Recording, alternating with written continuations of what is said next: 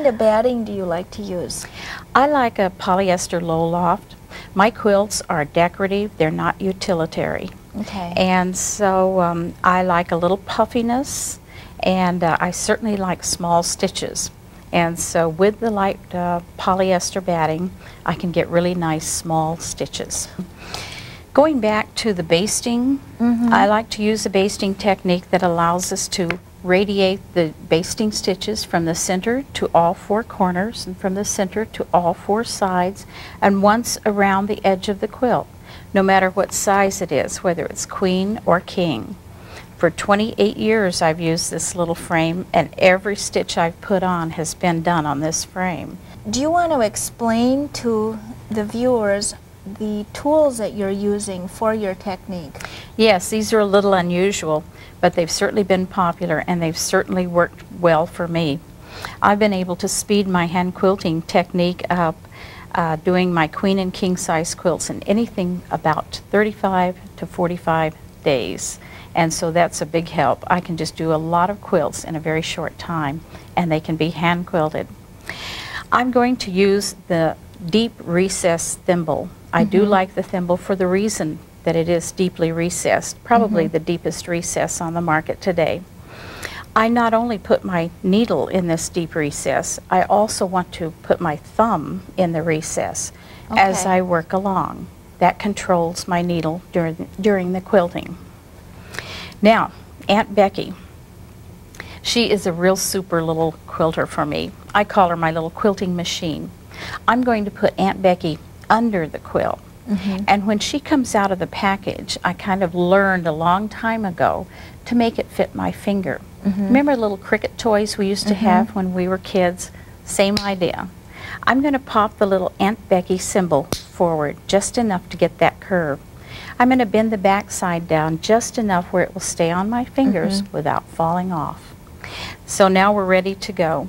Another thing I like to do with my quilts is in this frame, I like to loosen my fabric very loose. That's I couldn't get used to that in your class. I thought, oh man, she doesn't have any tension on this at all. But you use that as your, instead of rocking the needle like I was taught to do, you bounce your quilt up and down. And Aunt Becky does it for me. That's why I call her my little quilter. I usually measure about 3 to 4 inches here in my little portable lap frame. It's portable, it goes everywhere with me, and so I take my quilting with me everywhere. It gets done faster for that reason, What about on your pointer finger? You've also got... I have the little rubber finger like the secretary's filing finger. It just speeds up the process by being able to pull that little short needle through very quickly. And let's show them the frame that we're working on. Okay. Which is also different than what you normally see. It is a, actually your husband has made them for years. Yes, he has. This is the little lap base, and it doesn't slide off because we put felt on the bottom. We use a larger lap base than some of these have in the past, because with a heavy queen or king size quilt, you need good stability on your lap. I say this is not a 12, this has got to be a 10. 10, it seems, makes it just a little easier to quickly wind our knots on. Show them how many needles you have ready to go. Okay. Before I start a quilt, the evening before, while watching television, but I will thread up maybe 30 or 40 needles in my little container here, and there will be a lot of threads there. And I put the quilter's knot in, and I'm ready to go, and this keeps my momentum going. I don't run out of thread and have to stop and thread up again. Now, when I put my knot inside the quilt, we always bury our knot. So I'm going to run the knot inside, and I want to retain that tail. I don't cut it off.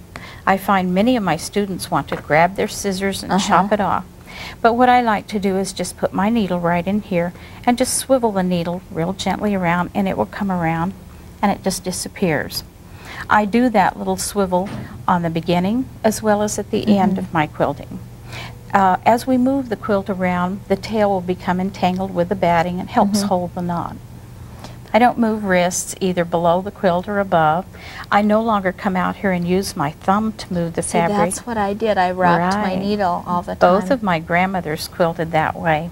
Aunt Becky under the quilt here is just going to do everything for me. Okay. So I'm very pleased with that. So you have a motion of your finger underneath. Of the Aunt Becky. Okay. There's Aunt Becky. Now a very unusual thing is I do loosen these to raise a lot of eyebrows because yes, it does. Usually we work with very tight fabric. But I'm going to lift the fabric up here, and when I put it on the frame, I usually measure a distance of about 3 to 4 inches right here in the center. That's just about the correct amount. Aunt Becky is going to come right up here. Now most quilters pick their needle up on the side and start to work. But as I said, I don't want to move anything, so I'd have to move my whole arm and shoulder to be able to get my needle straight in for that first stitch. So instead of that, and this is not my invention, I've seen many old-time quilters tripod the needle, bringing these 3 fingers, the thumb and these 2 fingers, on top of the needle. At this point, I take my thumb and shove it over to the side in this wonderful thimble. Now I'm going to reach down with that one other finger, and I'm going to bring that needle over, and look, the needle is in perfect condition for that first stitch. If any new quilter needs to know, we need to put that needle in each first stitch straight in. That's a tongue twister for me. But another little thing I will mention right here too, we get a gap in our stitching sometimes, and I have learned that we can eliminate that gap if we only consider a half a stitch with each first stitch. Okay, that's a good point. So I'm going to measure a half a stitch in front of the thread that is showing in my fabric. Aunt Becky is going to lift and give me the tension that I would not otherwise have. And then I'm going to lay the needle down as flat as I can. I'm going to push until the point of the needle shows. Remember where I said I'd put my thumb? Right on top of that needle as I shoved it over there. Excellent control, and what a time saver. I have great control of that needle with that thumb. If I get a big stitch I don't like, my thumb can bring it back and give me the stitch I want. Now first I'm going to show you very slowly, slow motion here. Aunt Becky moves back, way back for my students. I ask them to take it way back. Do you see the needle drop down all by itself with the fabric? Now when I bring Aunt Becky forward, right here it's lifting the needle for me. And so that's when I'm going to catch another stitch, and Aunt Becky moves. Do you notice the thimble is not moving except to go forward? And your hand's not rocking. And my hand is not moving either. I don't move anything. I hear moving parts wear out too fast. Okay, that's the slow motion, and I'm going to pull that through. Now the first thing I would do would be to stab the needle close to my work again. Okay. Now I'm going to tripod right away, and here we go, right here.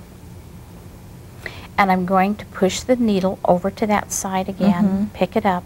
Now I'm going to show you just a little faster, if this works for me. Half a stitch for each first stitch, and the needle going straight in, right? Now people say, I like my finger under there so I can tell where the point of the needle is. I don't want my finger under there, it would stick it. So here is Aunt Becky, and metal is touching metal, and I know right where it is. Down again for that first stitch. Now Aunt Becky can come up here and work real close to the point of the needle for me, and I get beautiful even stitches very quickly. The other thing that you do that I wasn't taught was you load your needle completely to the end. I know. That's bad, isn't it? No, actually it's very smart. Even with using my rubber finger here ready to pull that little short needle through, I can't get a hold of it. And so I'm going to dip the needle down and back, and just with a fingernail or my finger underneath the quilt, I gather the fabric on just enough to be able to pull it right on through. Okay. And stab near our work. Now by taking that half a stitch back there where I needed to, there's more pull put on the back stitch because it's straightening out and putting a pull there. Now how tight do you pull your thread?